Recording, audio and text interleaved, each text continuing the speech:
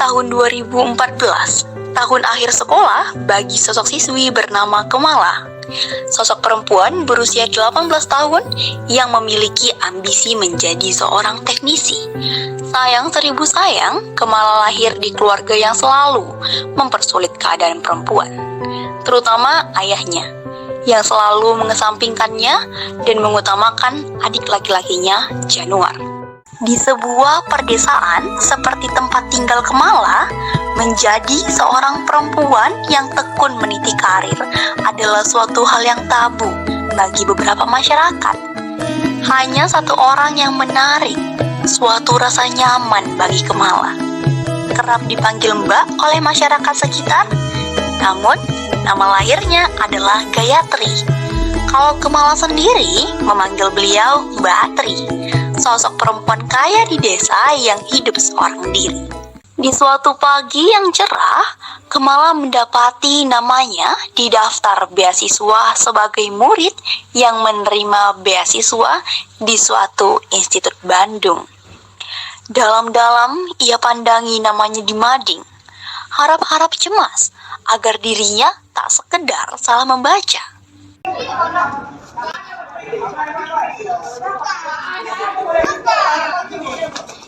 Iya, Kemala. Ada yang mau kajian mahasiswa baru nih.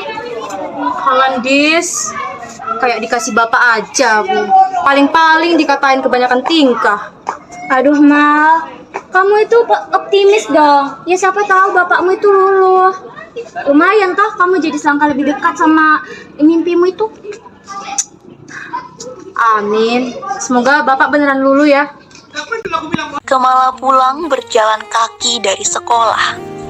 Langkahnya diselimuti perasaan bingung. Bingung harus senang atau harus sedih? Apa tidak semakin berkecil hati Kemala kalau nanti sang bapak menolak mentah-mentah beasiswanya? Sesampainya Kemala di rumah, ia memanggil ibunya, yang ternyata sang ibu tengah memilah sayur di dapur. Bu, loh, wes pulang kue Mal. Wes, Bu. Bapak ini, Bu. Tadi izinnya ke bapak guru. Adikmu itu loh si Janu, bikin masalah lagi nih sekolahnya. Loh, Janu bikin masalah lagi, Bu. Kalah, kamu kayak nggak tahu si Janu aja. Bolos lagi dia itu. Bapakmu itu loh, nggak mau keras ke Janu, jadi tuman anaknya.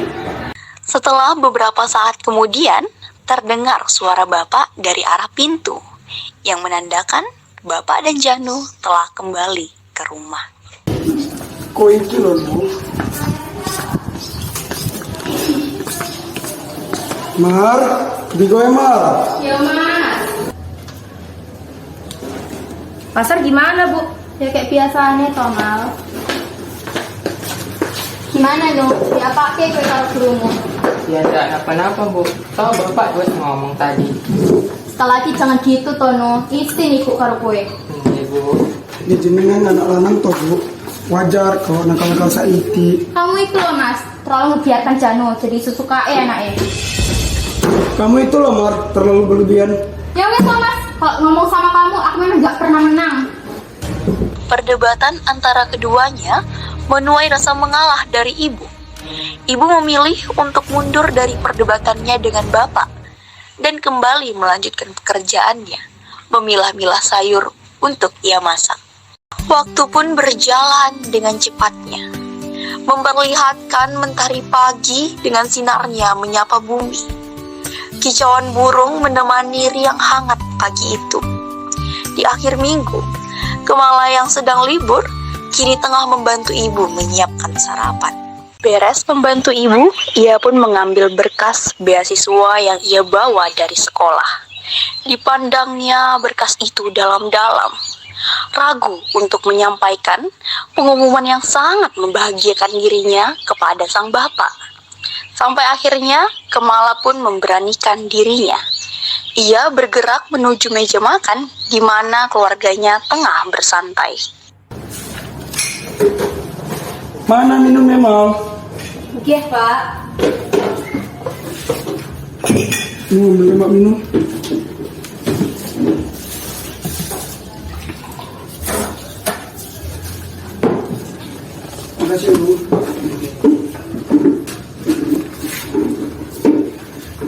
Pak, Kemala dapat beasiswa loh Pak. Bapak tidak berkenan Kemala melanjutkan pendidikan.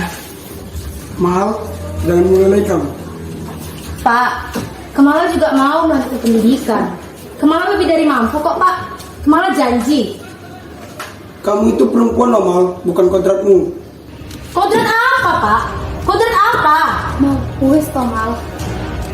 Ya kodratmu itu untuk tetap di rumah dan membantu ibumu.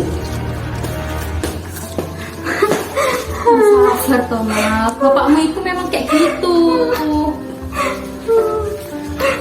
Tak sanggup membendung rasa kecewa, kesal, amarah, dan emosi yang bersatu padu, Kemala hanya bisa menangis, menjatuhkan tubuhnya ke pelukan sang ibu. Jam makan siang pun kini tiba, masih dengan formasi duduk yang sama, namun situasi yang berbeda. Hanya ada suara klonteng perpaduan garpu sendok dan piring yang terdengar. Sebelum akhirnya Bapak memulai percakapan. Malah, buang sudah harapan itu. Jangan terlalu baik tingkah. Tugasmu setelah kelulusan nanti hanya bantu ibumu di rumah saja. Untuk pekerjaan, biar Jano aja yang bekerja. Toh kesana juga membutuhkan biaya yang besar. Tahun depan, Jano juga ingin akan mendaftar di Universitas Jogja. Janu terus ya Pak. Kemala ndak dipandang.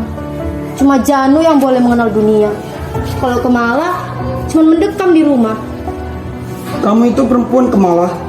Pak, Janu belum tentu loh keterima di universitas itu. Iya Pak, mending Mbak aja dulu beri kesempatan. Kalian yang ngatur Bapak. Apa sih yang Bapak bilang wis mutlak? Kok kalian yang ngatur? Bapak melengos kesal ke kamarnya, meninggalkan Kemala, Janu, dan istrinya di dapur dalam keadaan sedih, sekaligus kesal atas perkataannya. Di lain latar, tertampil sosok perempuan anggun dan rupawan, dengan tampilan khas perempuan Jawa, berkebaya, dan tak lupa selalu mengibaskan kipas untuk mendinginkan dirinya.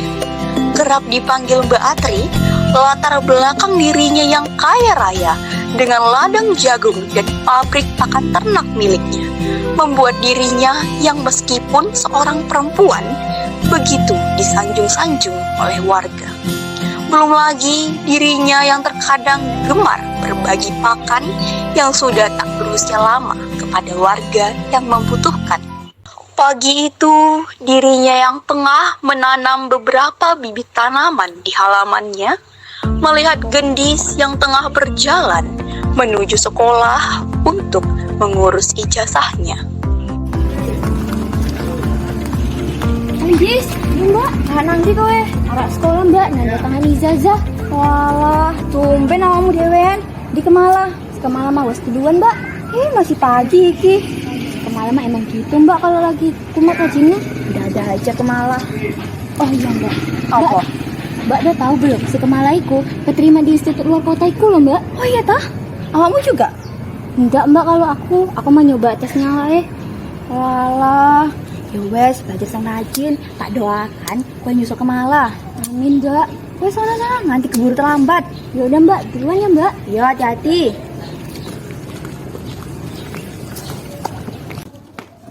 Gimana Mal? Dikasih pasti. Bapak ndak ngasih Gendis. Ya Allah Mal, sing tabah yo. Bapakmu iku emang wes harap. Aku yakin pasti ada jalannya kok. Amin Dis, amin. Ya wes, aku pulang duluan ya. Yuk. Sekembalinya Kemala ke rumah, di tengah perjalanan, dia bertemu dengan Mbak Atri yang tengah bersantai di halaman rumahnya. Kemala? Mbak, Murung sekali kamu Kemala. Kata Gendis, kamu keterima loh di institut yang kamu idam-idamkan itu. yo iya Mbak, tapi Bapak ndak ngasih. Alah, kamu itu dari dulu nggak pernah berubah. Dengar ya Kemala, kamu ikuti apa kata hatimu. Jangan dengerin apa kata bapakmu. Ndak iso Mbak, Angel kalau bapak yang dilawan. Mbak nggak rencana. Tapi ini mesti ada kesepakatan kamu dan ibumu. Piye toh mbak? Bapakmu nggak di rumah toh? Di pabrik kan? Ya udah, mari kita ke rumahmu. Tapi mas maghrib loh mbak. Nggak apa-apa, lebih cepat lebih bagus. Ayo malah. Kemala dan Gayatri pun bergegas ke rumah Kemala. Maksud hati untuk menemui sang ibu dan menyampaikan apa yang Gayatri rencanakan. Bu, ada Mbak Atri. Iya Mbak, ada apa toh Mbak? Kok susah kemari? Apa yang susah Mbak? Om deket. Aku mau bilang, kamu tahu tuh anakmu mau kuliah? Ya tahu toh Mbak. Kamu sebagai ibunya setuju anakmu mau kuliah. Orang tua mana sih Mbak yang tak mau anak itu sukses? Tapi Mas Jamal iki loh, tak mau kalau diajak kompromi perihal kayak gini. Aku ada rencana Mbak, kamu mau nggak? Apa itu? Gimana nanti? Aku bakalan pergi ke Bandung. Nah, Mas Jamal tahu kalau seandainya aku mau pergi ke Bandung. Nah, aku bilang aja kalau aku mau bawa Kemala sebagai pembantuku. Nanti semua data-data yang memerlukan tantangan orang tua ataupun wali, aku minta kamu yang tangannya, Mbak. Aman nih, Mbak. Panjangnya kamu saya ke Bandung. Dan lusa Kemala bakal melaksanakan perpisahan SMA-nya. Kamu suruh Mas Jamal ke rumah ya. Ayah mau saya bilangin. Oh iya, Mbak. Makasih ya, Mbak. Kemala, kamu harus menunaikan mimpi kamu ya, Kemala. Siap, Mbak. Hari demi hari pun berlalu. Tibalah saatnya ketika Pak Jamal ke rumah Gayatri, sesuai apa yang Gayatri minta. Permisi mbak, kono apa toh mbak nyelok saya? Masuk, Pak. Kalau saya nggak tahu mungkin. Baik mbak. Begini, Pak. Kamu tahu kan soal proyek baru pabrik kita yang ada di Bandung? Oh iya mbak, tahu. Nah, itu kan perlu perhatian intensif dari saya. Jadi saya percayakan pabrik saya kene sama kamu dan Pak Mansur. Oh baik mbak, nanti saya sampaikan kepada Pak Mansur. Satu lagi Pak, saya boleh bawa anak muda. Soalnya kan saya juga rawan nih toh Pak, misalnya dewean. Jadi saya mau bawa Kemala ke Bandung sekali yang bisa bantu saya bersih-bersih. Walah, kalau itu sih susah sih mbak. Soalnya Kemala cukup di rumah saja bantu ibunya. Nggak mungkin toh Pak, saya ngasih penawaran tanpa imbalan, tidak cuma-cuma kok. Ya wes kok mbak, nanti saya coba tanya kepada Naik. Jadi boleh kan Pak? Boleh mbak. Wes. Ya sudah mbak, saya pulang dulu. Ya, hati-hati Pak. Ya mbak. Sepulangnya Bapak ke rumah, ia pun menyampaikan ajakan Gayatri untuk menemani dirinya pergi ke Bandung. Belum kowe. Gelem Pak. Ya wes, persiapkan barang-barangmu mal. Minggu depan Mbak Atri sudah mau pergi. Esoknya, Kemala pun pergi ke rumah Gayatri, membawakan buah tangan yang ia beli di pasar. Maksud hati untuk berterima kasih atas jasa Gayatri yang telah membantunya. Mbak, ya Mam. Ada apa? Mbak, soal ya Mbak. Aku diizinin sama Bapak. Iya Mas, sama-sama. Kayak kamu siapa aja kamu. Mbak kok sebaik ini sih? Masuk dulu tuh Mal, tidak cerita lain. Ini Mal. Dulu, pernah tau jadi kayak kamu. Gak dikasih kuliah. Dan yang mendukung Mbak cuma pakai Mbak doang. Tapi Mbak gegabah. Mbak melarikan diri dari Solo sampai ke Depok. Dan ya, kakek ngasih warisan berupa kebun yang ada di sini. Dan sampai kakek meninggal pun Mbak masih nggak bisa dekat sama orang tua Mbak. Mereka masih nggak mau terima Mbak. Mbak, aku udah nyangka uripku seruat itu. Ya, gitulah. Makanya Mbak gak mau kamu sama bapakmu jadi punya masalah karena ini. Jadi Mbak tuh punya rencana ini. Makasih ya Mbak. Aku hutang budi sama Mbak. Iya. Nanti kamu kalau udah jadi teknisi, bantuin Mbak ya. Beresin peralatan-peralatan dari pabrik. Pada rusak semua itu. Pasti toh Mbak. Sekali lagi suwon ya Mbak. Yo sami-sami. Pesanan dan balik. Beresin pakaianmu. Minggu depan kita pergi. Iya Mbak. Pamit ya Mbak. Ya hati-hati. Sampailah akhirnya Kemala dan Gayatri pergi berangkat ke Bandung. menempuh 6 jam perjalanan darat dari Solo hingga ke Bandung dengan kereta api. Sampai akhirnya mereka pun tiba di Bandung dengan selamat. Tibalah hari yang Kemala nanti-nanti. Hari pertama ia memasuki dunia perkuliahan. Masa orientasi pun tiba, di mana semuanya berjalan dengan lancar tanpa menimbulkan setitik pun masalah. Sepulangnya Kemala dari kampus, ia berjalan hendak menuju pangkalan becak guna mencari transportasi untuk dirinya pulang ke kosnya. Panas ya? Mas sopo ya? Ono kepentingan apa? Emangnya harus ada kepentingan tah? Tidak sopan. Orang asing bertindak seenaknya. Sorry. Saya hanya pengen kenalan doang. Kenalin, aku Reno. Kalau kamu? Saya Kemala. Wah, mau pulang ya? Nah, antar mau? Gak usah mas. Gak sopan itu. Oke. Saya antar sampai depan aja mau? Ya wes kalau gak keberatan.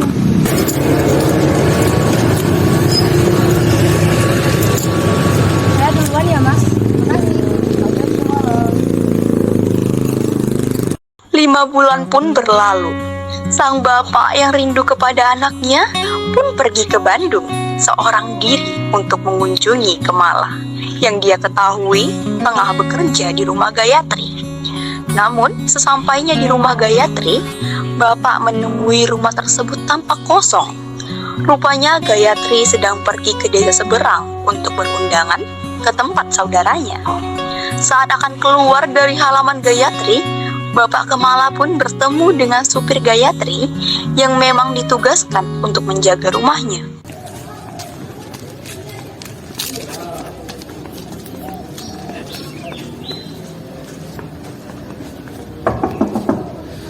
Mbak Tri, Mbak.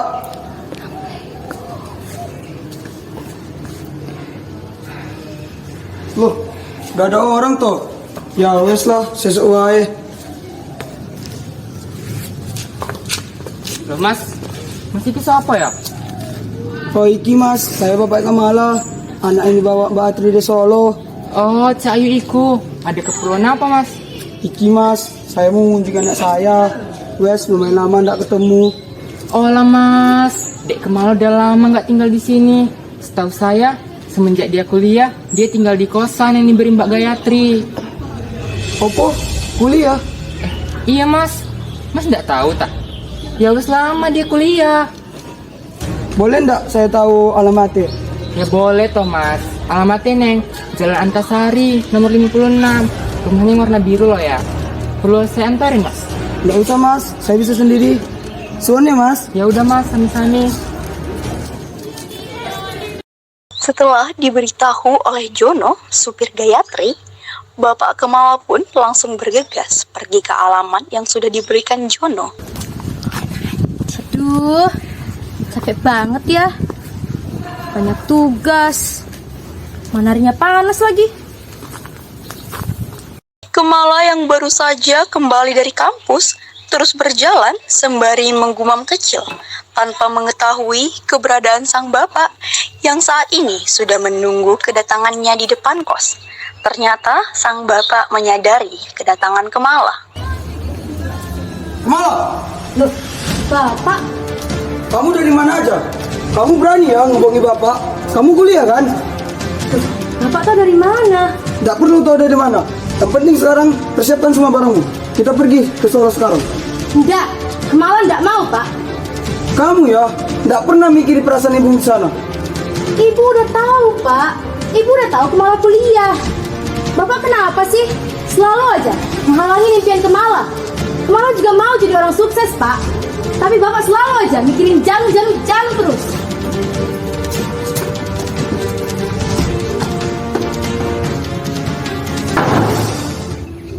Bapak pun terdiam, membisu, tak tahu harus membalas apa.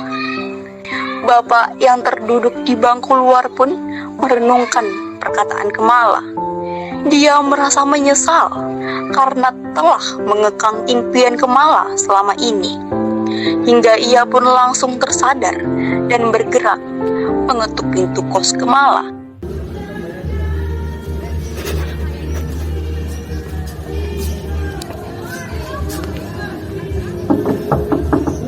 Kemala, bukan dek. Apalagi sih Pak? Udah ya Pak, kalau Bapak mau ngajak Kemala pulang ke Solo lagi, Kemala nggak mau. Kemala capek. Dek, Bapak menyesal. Bapak mau minta maaf. Bapak sadar selama ini udah banyak nyakiti perasaan kamu. Bapak setuju kalau kamu lanjuti kuliah. Bapak serius ngebolehin Kemala kuliah? Iya dek, Bapak serius. Makasih ya Pak. Kemala juga minta maaf karena udah ngebohongin Bapak selama ini. Iya dek, Bapak maafin. Pada akhirnya, semua berjalan semestinya. Kemala menjalankan hidupnya dengan profesi yang ia mau, menjadi seorang teknisi.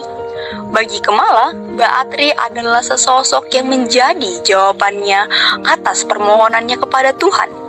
Kemala pun kembali ke kampung sebagai seorang perempuan yang menyadarkan masyarakat di desanya bahwa siapapun itu, baik perempuan ataupun laki-laki, semuanya memiliki hak asasi untuk menuntut ilmu dan berpendidikan.